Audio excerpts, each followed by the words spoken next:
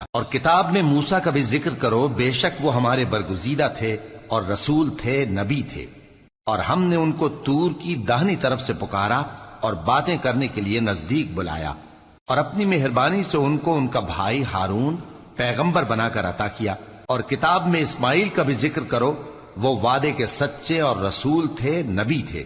اور وہ اپنے گھر والوں کو نماز اور زکوٰۃ کا حکم کرتے تھے اور اپنے پروردگار کے ہاں پسندیدہ تھے۔ اور کتاب میں ادریس کا بھی ذکر کرو، وہ بھی نہایت سچے تھے، نبی تھے، اور ہم نے ان کو اونچی جگہ اٹھا لیا تھا۔ یہ وہ لوگ ہیں جن پر اللہ نے اپنے پیغمبروں میں سے فضل کیا، یعنی اولاد آدم میں سے، اور ان لوگوں میں سے جن کو ہم نے نوح کے ساتھ کشتی میں سوار کیا،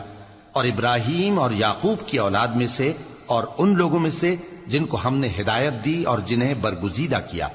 جب ان کے سامنے ہماری آیتیں پڑھی جاتی تھیں تو سجدے میں گر پڑتے اور روتے رہتے تھے۔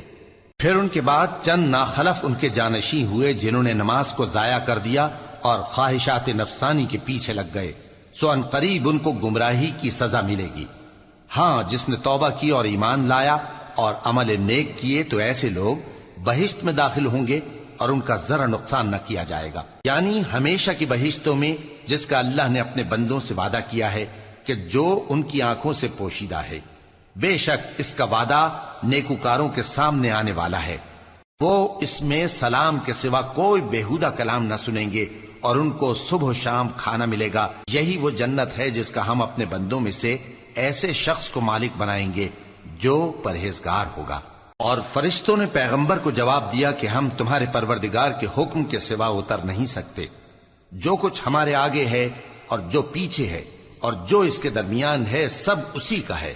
اور تمہارا پروردگار بھولنے والا نہیں، یعنی آسمان اور زمین کا اور جو ان دونوں کے درمیان ہے سب کا پروردگار، تو اسی کی عبادت کرو اور اس کی عبادت پر ثابت قدم رہو۔ بھلا تم کوئی اس کا ہم نام جانتے ہو؟